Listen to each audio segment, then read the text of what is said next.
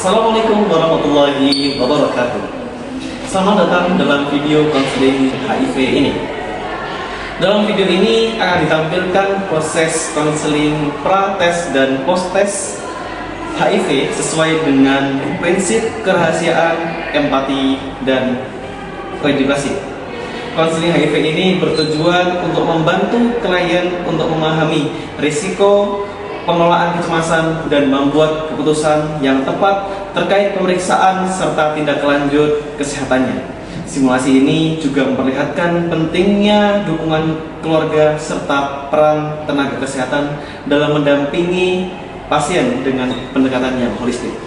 Mari kita simak bersama alur konseling yang dilakukan oleh petugas kesehatan kepada pasien dan keluarganya. Selamat menyaksikan.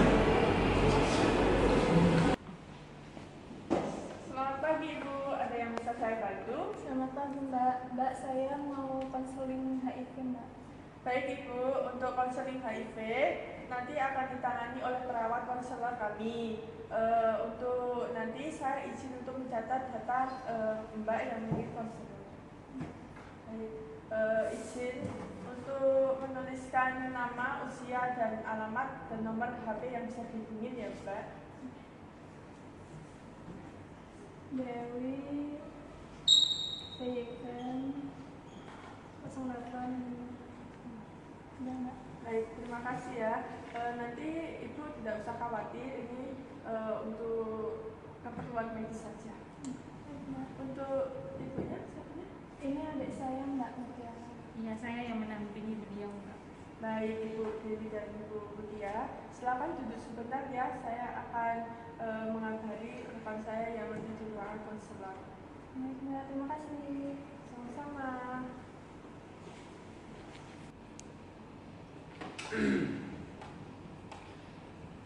Selamat pagi. Halo, ruang konselor. Di sini ada pasien atas nama Ibu Dewi dan Ibu Mutia ingin konselor HIV mohon untuk disiapkan ruangannya ya. Baik, terima kasih. Dengan Ibu Dewi silakan ke nurse station.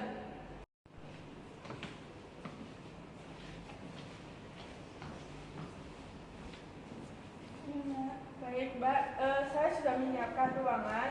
Juga saya tadi sudah informasikan kepada perawat konselor HIV pada pagi hari ini. Nanti Mbak Dewi akan ditangani oleh perawat Anissa. Nanti ruangannya akan ada rekan saya mengantarkan Mbak Dewi dan Ibu Mutia ke ruangannya ya. Baik Mbak, terima kasih ya. Sama-sama Mbak. Ruangannya di sini ya. Terima kasih. Permisi Mbak.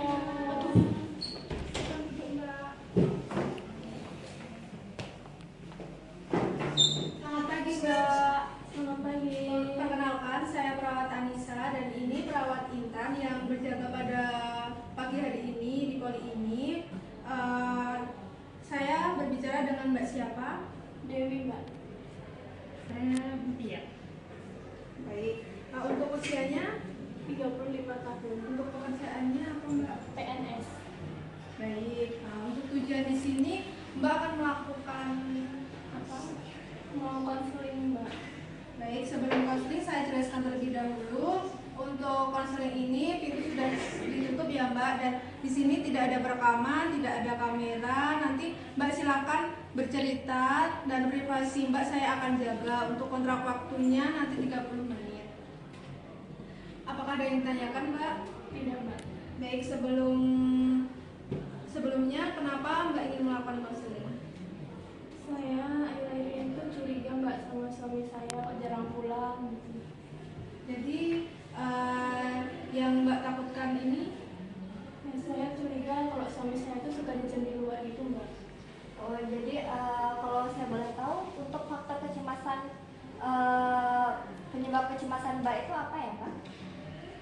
Kalau misal ini Mbak, suami saya terkena HIV, nanti saya malah ketularan gitu Mbak.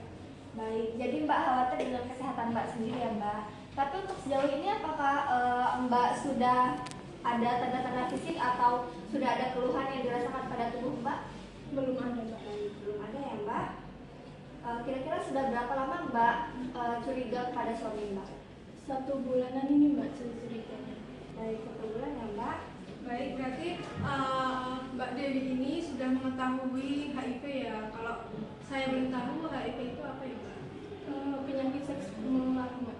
Baik, untuk penularannya apakah Mbak Dewi tahu? Dengan bergonta-ganti pasangan. Baik, sebelumnya saya jelaskan terlebih dahulu ya Mbak. Penyakit HIV ini penyakit menular seksual yang menyerang sistem kekebalan tubuh, dan masa inkubasinya penyakit ini tuh sangat lama ya Mbak, bisa sampai 10 tahun lebih. Kemudian untuk faktornya, beberapa faktor yang beresiko itu yang pertama bergonta-ganti pasangan, pasangan sesama jenis, dan berganti gonta-ganti jarum suntik secara bersamaan.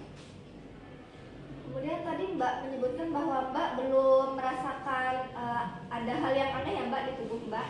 Namun perlu Mbak ketahui bahwa memang HIV ini harus dilakukan tes Mbak, di mana tes ini nanti kita lakukan, nama tesnya CD4, untuk mengetahui apakah sistem kekebalan tubuh Mbak itu sudah terbentuk atau belum. Kemudian jika hasilnya sudah keluar, nanti kita lihat diagnosanya apakah mengarah ke HIV/AIDS atau tidak, seperti itu ya Mbak.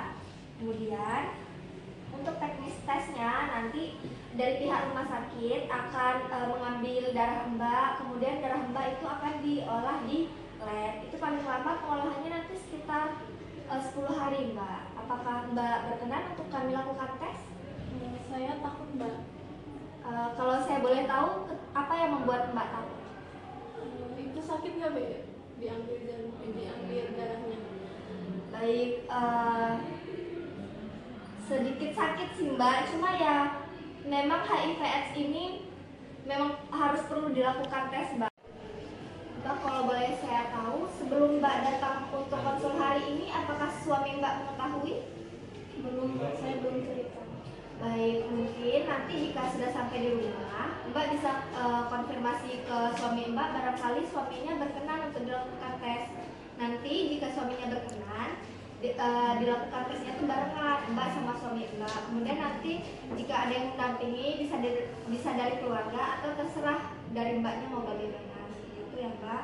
Kemudian untuk tesnya Mbak ingin dilakukan sekarang atau sama suami Mbak nanti Mbak? Sama suami saya aja Mbak. Baik, nanti Mbak bisa konfirmasi ke suami Mbak dulu. Kemudian nanti jika sudah ada persetujuan dari suami Mbak, Mbak bisa kembali lagi untuk melakukan tes bersama ya Mbak.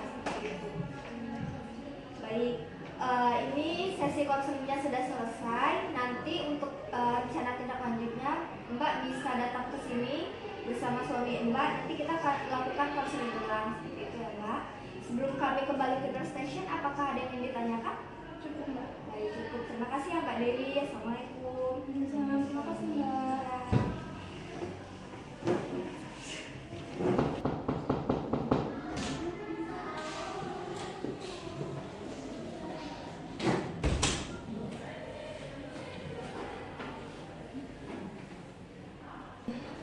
Selamat pagi Mbak Dewi. Selamat pagi Mbak. Hari ini kita ketemu lagi ya Mbak. Saya kayaknya melihat wajah baru nih Mbak. Mbak saat ini bersama dengan siapa Mbak? Dengan suami saya Mbak. Baik, sesuai dengan kontrak yang sudah dijanjikan kemarin, hari ini dari pihak rumah sakit akan membacakan hasil tesnya ya Mbak. Pokoknya apapun yang keluar hasilnya Mbak coba terima dengan lapang dada, entah itu negatif atau positif. Mbaknya mau mulai dari istri dulu atau suami dulu nih? Saya dulu aja Mbak. Jadi Mbak, hasil yang sudah dicek di lab kemarin, alhamdulillah Mbak Dewi hasilnya negatif ya Mbak. Alhamdulillah. Bagaimana Mbak perasaannya kalau tahu Mbak negatif? Senang ya Mbak ya, karena nggak tertular atau nggak kena HIV ini. Baik, alhamdulillah ya Mbak. Namun perlu Mbak ketahui bahwa ada yang namanya hasil negatif palsu Mbak, di mana sudah ada virus HIV di dalam tubuh Mbak yang tapi tidak terdeteksi oleh hasil tes kemarin. Ini yang disebut dengan Windows period, di mana Windows period ini virusnya sudah ada di dalam sistem kekebalan tubuh, namun belum terbentuk sehingga virusnya tidak terdeteksi. infeksi. Kemudian bahayanya pada masa saat ini Mbak sudah bisa menularkan virus ini ke orang lain seperti itu. Namun Mbak tidak perlu khawatir Mbak. Jadi karena hasilnya negatif, kita akan melakukan tes ulang ya Mbak 3 bulan setelah dilakukan tes ini. Seperti itu untuk mencegah Mbak menularkan virus ini ke orang lain ataupun sebaliknya. Nanti jika berhubungan seksual itu Mbak bisa menggunakan kondom ya Mbak. Kemudian Mbak harus menjaga imunitas tubuh Mbak agar tetap stabil dengan cara rajin olahraga, makan sayur dan juga buah untuk meningkatkan sistem imun Mbak. Seperti itu. Ini sebelum kita akhiri sesi konseling, apakah ada yang ingin ditanyakan Pak? Untuk hasil yang suami saya bagaimana ya Mbak? Baik, untuk hasil suami Mbak akan dibacakan oleh rekan saya Anissa ya Mbak. Baik Mbak. Baik, selanjutnya saya akan membacakan hasilnya Bapak Nuris. Apakah sudah siap mendengar hasilnya Bapak? Sudah siap Mbak, saya juga ingin tahu hasilnya gimana Mbak. Baik, untuk hasil tes lab ini hasilnya positif ya Mas. Silakan mengekspresikan amarahnya, emosinya, dan sabar Mas. Jadi apa yang Mas takutkan jika Mas ini terkena penyakit HIV? Jadi yang saya takutkan itu takut nyawa saya nggak panjang lagi Mbak. Soalnya saya masih punya anak, masih kecil. Jadi nanti siapa yang akan nafkahin dia kalau misalnya saya meninggal? Baik, saya paham ya Mas apa yang dirasakan Mas. Mas harus tetap positive thinking, berbaik sangka apa yang dijalani Mas saat ini adalah ujian. Pasti Mas bisa melewati ini semua. Dan, Mas juga tidak usah khawatir karena penyakit HIV ini ada terapinya. Terapinya itu namanya terapi ARV. Terapi ARV ini nanti Mas dikasih obat untuk agar menekan jumlah virusnya. Nanti Mas minumnya setiap hari. Nanti jangan lupa diminum setiap hari.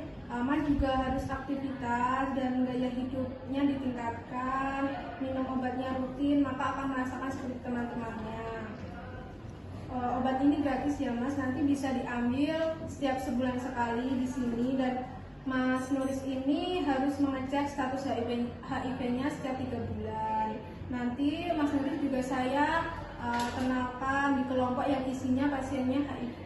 Di situ Mas bisa bersosialisasi dan saling mendukung agar virus dalam tubuh bisa tertekan dengan baik. Karena Mas Nuris ini sudah terkena HIV, saya mohon bisa menutup rantai penularan mulai dengan Mas Nuris ini tidak bergonta-ganti pasangan. Nanti Mas Nuris untuk kontrak waktu selanjutnya nanti Mas Nuris kesini lagi mengambil obat 1 bulan lagi untuk mengambil obat. Begitu. Ada yang ditanyakan sebelum selesai konseling ini? Dan Mbak, misalnya saya sudah positif HIV ini, apakah saya sudah tidak bisa melakukan hubungan intim dengan istri saya Mbak? Masih bisa Mas, tapi nanti Mas Nuris bisa berhubungan menggunakan kondom. Dan Mas Nuris jangan bergonta-ganti pasangan begitu. Apakah ada yang ditanyakan lagi Mas? Cukup Mbak. Baik, besok 1 bulan lagi Mas kesini lagi untuk mengambil obat ya Mas. Iya Mbak. Baik. Untuk Mbaknya apakah ada pertanyaan Mbak? Cukup Mbak. Cukup. Jadi 1 bulan lagi untuk jadwal Masnya mengambil obat dan 3 bulan lagi untuk jadwalnya Mbak melakukan tes ulang ya Mbak. Baik, jika tidak ada yang ditanyakan, kami izin pamit ke nurse station ya Mbak. Terima kasih Mbak Dewi, Mas Zaki. Baik, terima kasih Mbak. Assalamualaikum. Waalaikumsalam. Demikianlah simulasi konseling HIV yang mencakup tahapan prates hingga postes dengan hasil positif. Konseling bukan hanya menyampaikan informasi, tetapi juga menjadi ruang aman bagi pasien untuk mengungkapkan perasaan, menerima kondisi, dan mendapatkan arahan pengobatan serta dukungan sosial. Melalui komunikasi yang efektif dan empatik ini, tenaga kesehatan berperan penting dalam mendorong pasien untuk tetap optimis dan menjalani terapi secara teratur. Semoga video ini dapat menjadi media pembelajaran dan refleksi dalam praktik keperawatan atau pelayanan kesehatan yang bermartabat dan beretika. Demikian dari kami. Wassalamualaikum warahmatullahi wabarakatuh.